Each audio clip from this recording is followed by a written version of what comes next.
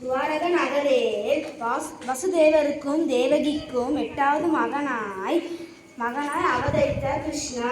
அநீதியின் உருவமான கம்சனை வதம் செய்வதற்கு கிருஷ்ணா அவதாரம் எடுத்தார். வளர்ப்பு அன்னையான யசோதை நந்தா கிருஷ்ண லீலைகளை கண்டு களிப்பு அடைந்தனர். சிறு வயதில் அவர் செய்யாத குறும்புகளே இல்லை எனலாம் மாயப்படி மகளிரே தலைப்பின்னலை ஒன்றிணைத்து கட்டி வைப்பது, மண்ணை உண்டு வாயை மூடிக்கொள்வது, வெண்ணையை திருடி அனைத்து கோபியருடன் வயிறு புண்ணுவது, தன் அன்னை உடலுடன் சேர்ந்து நகர்வது, இக்குறும்புகள் அனைத்தும் கிருஷ்ணனிடமிருந்து நமக்கு வந்ததில் ஆச்சரியமில்லை.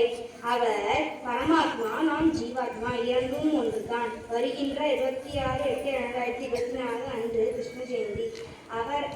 அன்று அவரை நினைத்து உலகம் உய்ய எல்லாம் வல்ல பரந்தாமனை நாம் மனதார பிரார்த்தனை செய்தால் அவர் நமக்கு வழி செய்வார். மழை பொழிந்து வறுமை அகற்றி சத்தியம் நிலை பெற நாமும் கண்ணனை பின்பற்றுவோம். ஹரே ராம, ஹரே கிருஷ்ணா. நன்றி, வணக்கம்.